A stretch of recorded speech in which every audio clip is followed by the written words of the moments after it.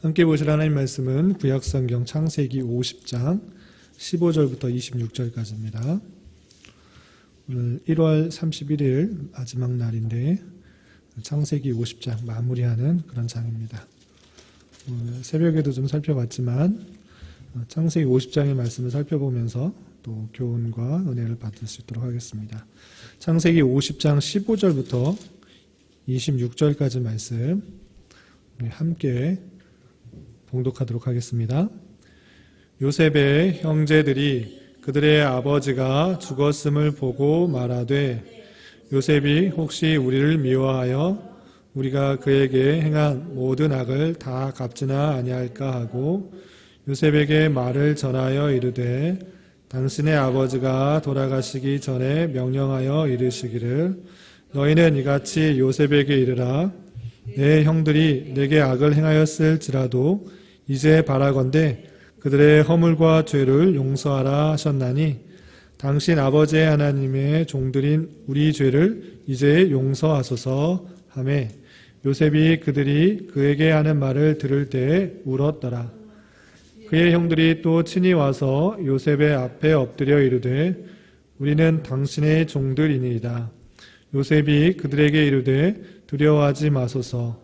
내가 하나님을 대신하리이까 당신들은 나를 해하려 하였으나 하나님은 그것을 선으로 바꾸사 오늘과 같이 많은 백성의 생명을 구원하게 하시려 하셨나니 당신들은 두려워하지 마소서.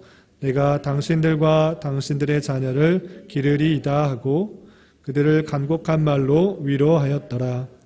요셉이 그의 아버지의 가족과 함께 애굽에 거주하여 110세를 살며 에브라임의 자손 3대를 보았으며 므낫세의 아들 마길의 아들들도 요셉의 스라에서 양육되었더라. 요셉이 그의 형제들에게 이르되 나는 죽을 것이나 하나님이 당신들을 돌보시고 당신들을 이 땅에서 인도하여 내사 아브라함과 이삭과 야곱에게 맹세하신 땅에 이르게 하시리라 하고 요셉이 또 이스라엘 자손에게 맹세시켜 이르기를 하나님이 반드시 당신들을 돌보시리니 당신들은 여기서 내 해골을 메고 올라가겠다 하라 하였더라. 요셉이 110세의 죽음에 그들이 그의 몸에 향재료를 넣고 애굽에서 입관하였더라. 아멘. 이 시간에 잘 오셨습니다. 이 시간에 나오신 여러분들이 어떤 마음으로 이 자리에 왔는지 한번 되돌아봤으면 좋겠어요. 어머니의 손길에 이끌려서 어쩔 수 없이 나왔을지라도 그 발걸음을 인도하시는 분은 하나님이시다 생각하고 하나님께서 또 오늘 이 시간에 내게 주시는 말씀들은 무엇인가 생각해 보면서 하나님이 어떤 말씀으로 내게 교훈하시는지를 잘 깨닫고 돌아갈 수 있는 그런 시간이 될 수 있기를 바랍니다. 오늘 말씀은 말씀일기 본문에서 함께 살펴보려고 하는데 요셉의 죽음, 요셉이 죽기 전에 형들에게 하는 그런 말씀들, 그 내용들을 통해서 볼 수 있는 섭리신앙이 무엇인가를 좀 생각해보는 시간을 갖도록 하겠습니다. 우선 아버지 야곱이 죽자 요셉은 아버지를 장사를 잘 치러드립니다. 그리고 나서 형들이 요셉에게 하는 말들이 있습니다. 그건 무슨 말이냐 하면 15절에 이렇게 표현하고 있습니다. 요셉의 형제들이 그들의 아버지가 죽었음을 보고 이렇게 말을 합니다. 요셉이 혹시 우리를 미워하여 우리가 그에게 행한 모든 악을 다 갚지나 아니할까 이런 걱정과 두려움을 하고 있는 것입니다.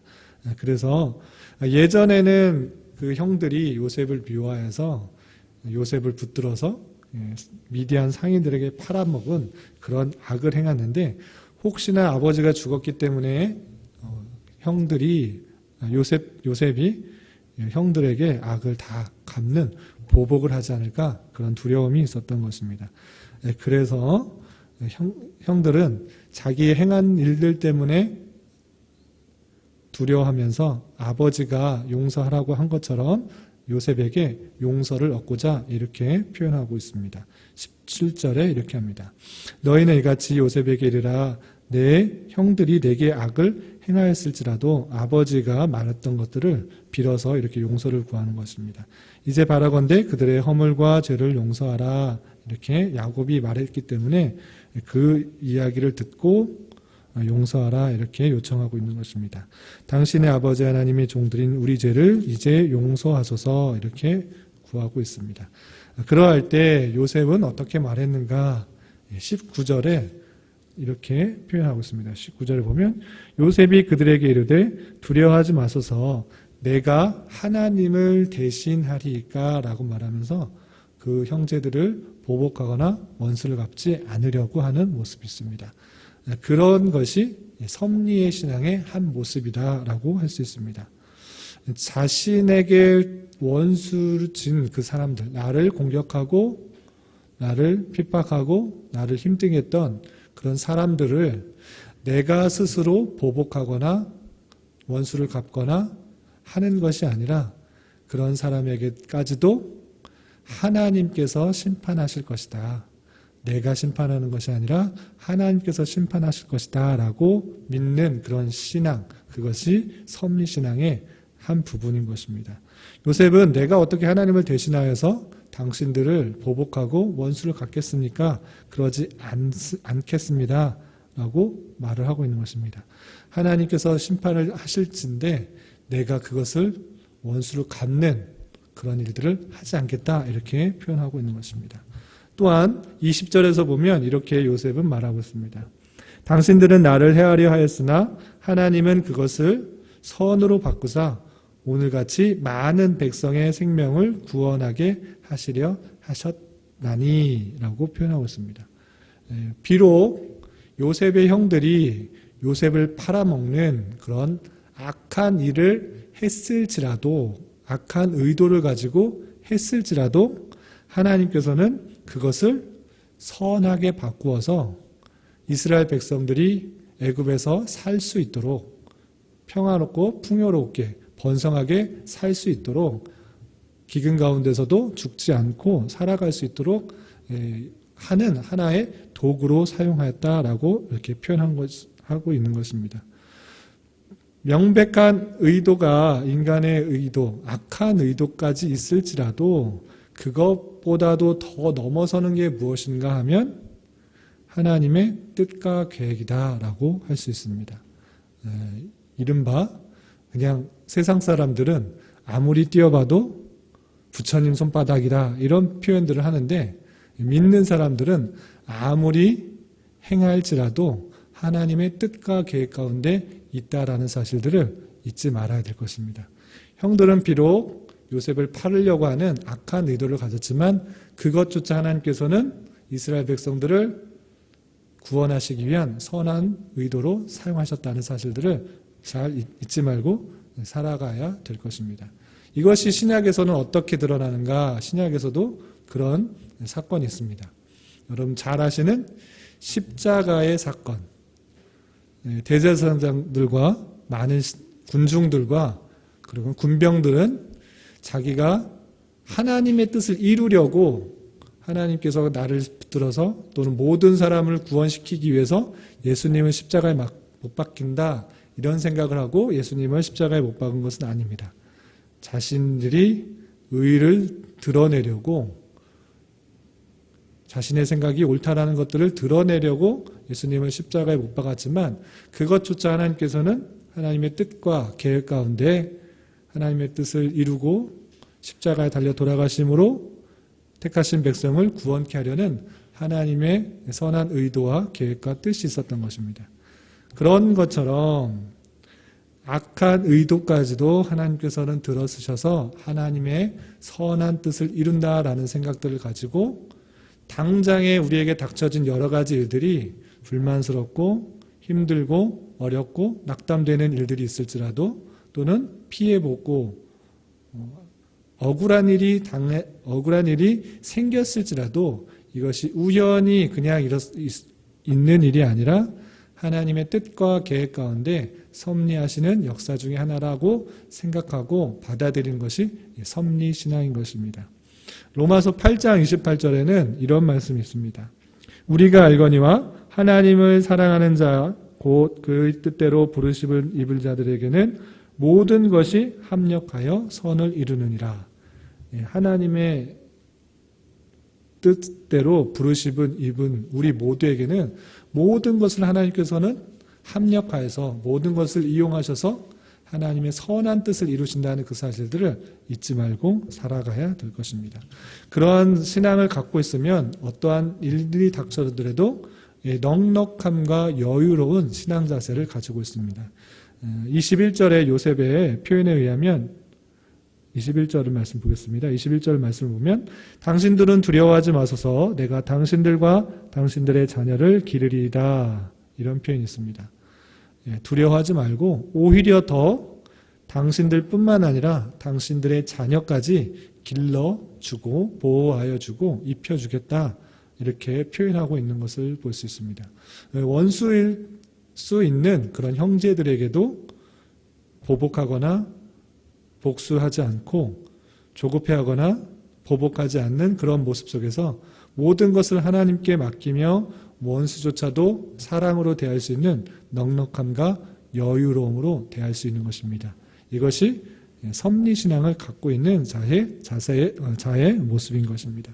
또한 그 이후 22절부터 26절까지 보면 요셉이 죽을 때에 하는 그런 유언의 말씀을 통해서 유언의 말을 통하여서 섭리신앙을 가진 자의 또 한 가지 모습을 살펴볼 수 있습니다.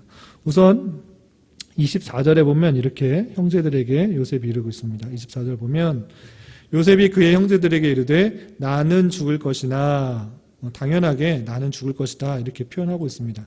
아무리 애굽에서 높은 지위를 갖고 있는 사람일지라도 자기가 죽을 것인지를 아는 것입니다.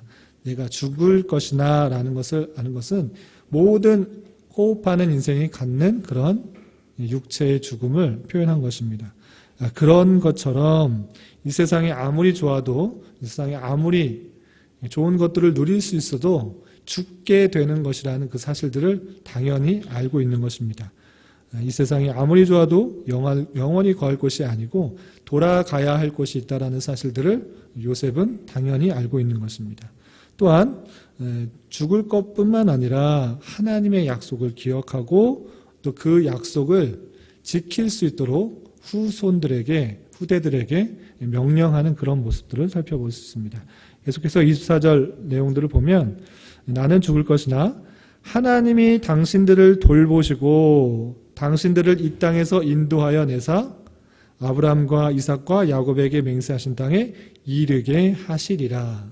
하나님께서 아브라함에게 약속하시고 이삭에게 약속하시고 또 야곱에게 약속하신 것은 무엇이냐면 가나안 땅에서 자손을 번성케 할 것이라는 그런 약속이었습니다.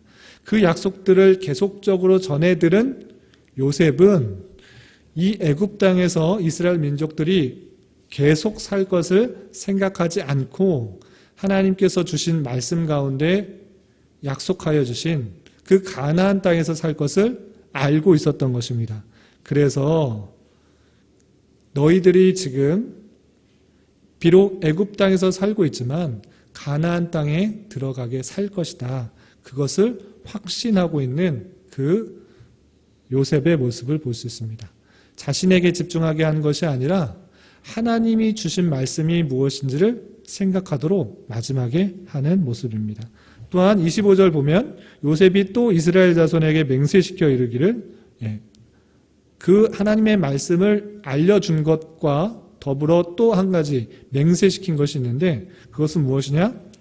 이르기를 하나님이 반드시 당신들을 돌보시리니 당신들은 여기서 내 해골을 메고 올라가겠다 하라 하였더라. 맹세시킨 건데 뭘 맹세시켰냐면 자신의 해골을 메고 올라가겠다. 어디로 올라가는 겁니까?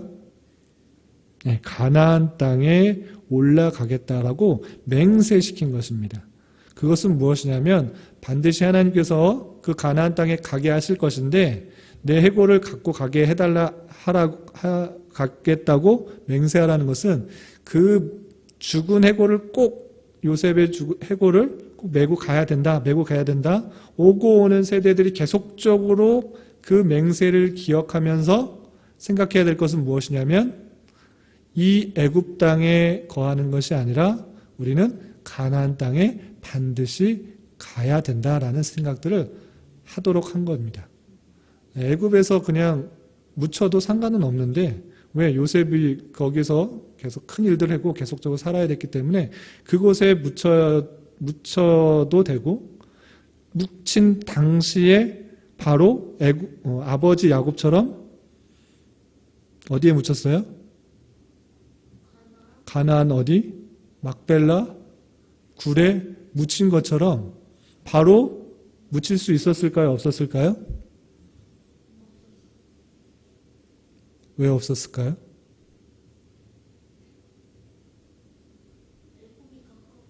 애굽의 총리라서 묻힐 수 없는 게 아니라 아버지가 그 유언처럼 막벨라 굴, 이 가나안 땅에 묻힐 수 있는 것처럼 요셉도 자기의 힘이면 내 유언에 따라서 나는 가나안 땅 가나안인이기 때문에 히브리 사람이기 때문에 약속의 땅 가나안에 묻어달라고 충분히 할 수 있었어요. 그런데 어떻게 하라고? 해골을 가지고 가나안 땅, 약속하신 가나안 땅에 묻어달라 명령하고 맹세시킨 거예요. 그건 무슨 말이냐면, 요셉의 유언이 계속적으로 생각하면서 내가 돌아가야 할 곳이 있구나. 우리 민족이 돌아가야 할 곳이 있구나를 생각하도록 한 거예요. 그렇다면 요셉이 계속 저기 요셉이라는 그 총리, 위대한 총리가 있었는데, 아주 뛰어난 총리가 있었는데 거기에 묻혀달라고 하지 않고 가나안 땅에 묻어달라고 했대. 후손들이 계속적으로 생각하면서 혹여나 애굽 땅에서 계속 사는 것이 살려는 마음들이 생기지 않도록 그 하나님의 말씀을 생각할 수 있도록 계속적으로 유언을 했던 거예요. 마찬가지로 섭리신앙을 믿는 사람은 자신에게 어떤 이목이 집중되도록 하는 것이 아니라 하나님의 뜻과 계획이 계속적으로 전달될 수 있도록 하는 그런 신앙인 거예요. 그것처럼 실제로 하나님께서 이스라엘 백성들을 애굽에서 이끌어서 가나안 땅으로 오게 했을까요? 안 했을까요? 네, 오게 했죠. 출애굽기 13장 18절 그 다음에 19절을 보면 실제 그 유언에 따라 요셉의 해골을 취하해서 가나안 땅으로 가기 위해서 출애굽하는 내용이 나옵니다. 우리 거기 내용들이 나와 있는데 교환에 나와 있는 내용 함께 읽어보겠습니다. 시작. 이스라엘 자손이 애굽 땅에서 항오를 지어 나올 때에 모세가 요셉의 해골을 취하였으니 이는 요셉이 이스라엘 자손으로 단단히 맹세케 이르기를 하나님이 필연 너희를 권고하시리니 너희는 나의 해골을 거기서 가지고 나가라 하였음이었더라. 그 말씀들을 모르고 있었어요? 알고 있었어요? 수백 년, 400년이라는 시간이 지났음에도 불구하고 그 요셉의 유언들을 계속 기억하고 해골을 가지고 나가야 돼. 해골을 가지고 나가야 돼. 이 내용들이 잊혀진 게 아니고 갖고 있었어요. 그리고 실제 나가게 되었을 때 해골을 가지고 나갔다고 안 가지고 나갔다고? 가지고 나갔어요. 그리고 실제 가지고 나가서 가나안 땅에 들어갔는지 안 들어갔는지 여호수아 24장 32절 말씀 함께 읽겠습니다. 시작. 이스라엘 자손이 애굽에서 이끌어낸 요셉의 뼈를 세겜에 장사하였으니 이곳은 야곱이 세겜의 아비 하몰의 자손에게 금 100개를 주고 산 땅이라. 우리 지난 수요 시간에 세겜이라는 곳도 배웠습니다. 세겜의 장사였대요. 여호수아는 출애굽해서 여호수아에 이끌려서 모세가 출애굽을 시키고 여호수아에 이끌려서 가나안 땅에 들어가게 된 것입니다. 그 여호수아 때 요셉의 뼈를 세겜에 장사했대요. 요셉이 17살 때 형들에게 팔려서 돌고 돌아서 약 500년 만에 가나안 땅에 다시 돌아와서 장사되게 된 것입니다. 이런 것처럼 실제 하나님께서 그 언약들을 실현해 주시는 역사들을 살펴볼 수 있는 것입니다. 이런 것처럼 섭리신앙을 가지고 있는 사람은 어떻게 살아가는가? 비록 당장에 내가 닥치는 어려움과 힘듦이 있을지라도, 내가 원치 않은 상황이 있을지라도 그것조차 하나님께서 사용하여 주셔서 선을 이끄신다. 나를 훈련시키고 연단시키고 내 생각과 내 계획대로만 살 수 있는 것이 아니라 하는 것들을 깨닫게 하여 주시고, 오직 하나님의 은혜 가운데 살 수밖에 없는 사람들이구나 라는 것들을 깨닫고, 내 계획보다 더 선하게 역사하시는 하나님을 만날 수 있도록 하시는 하나님이라는 것들을 믿는 것, 그게 섭리신앙이고, 내 자신에게 또는 내 목표를 이루기 위해서 힘쓰는 것이 아니라 이미 주신 하나님의 말씀들이 있을진데 그 말씀들이 자자손손 신앙의 계대들이 이어질 수 있도록 하나님의 말씀이 계속적으로 전해지는데 관심을 갖고 사는 사람들이다라고 할 수 있는 것입니다. 그래서 이미 주신 말씀이 무엇인지를 잘 깨닫고 그것이 나를 통해, 그리고 나를 통해서 내 자손들에게, 내 주변 사람들에게 온전히 전파되도록 하는 것, 그것이 섭리신앙을 가진 사람의 자세다라고 할 수 있을 것입니다. 그래서 하나님의 말씀이 무엇인지를 부지런히 읽고 부지런히 깨달아서 내가 먼저 그러한 삶을 살아야 될 것이고, 섭리신앙을 가지고 살아야 될 것이고, 또 섭리신앙을 가진 자로서 넉넉하고 여유로운 마음으로 하나님의 섭리를, 하나님의 역사하심들을 바라보며 나와 내 자손과 내 주변 사람에게 하나님의 약속의 말씀, 하나님의 뜻이 전파되는데 사용될 수 있어야 될 것입니다. 이러한 은혜가 저와 여러분들 가운데 함께하기를 진심으로 기원합니다. 기도하겠습니다. 하나님 아버지 감사합니다. 오늘 말씀을 통해 섭리신앙을 가진 자의 모습이 어떠한지를 깨달았습니다. 당장의 내 뜻과 계획대로 되지 않고 의도하지 않은 일들이 있을지라도 주님께서 합력하여 선을 이루신다는 것을 잘 알고 날마다의 삶을 믿음으로 걸어가게 하여 주시며, 하나님의 말씀의 실현의 현장에서 사는 줄 알아 주님의 뜻과 계획이 무엇인지를 잘 깨닫고 주님의 선하신 역사하심을 경험할 수 있는 우리 모두가 되게 하여 주시옵소서. 이 시간 계속해서 우리에게 주어진 기도 제목을 가지고 주님의 뜻을 구하며 나아갑니다. 믿음으로 간구하게 하여 주시옵소서. 예수님의 이름으로 기도드리옵나이다. 아멘.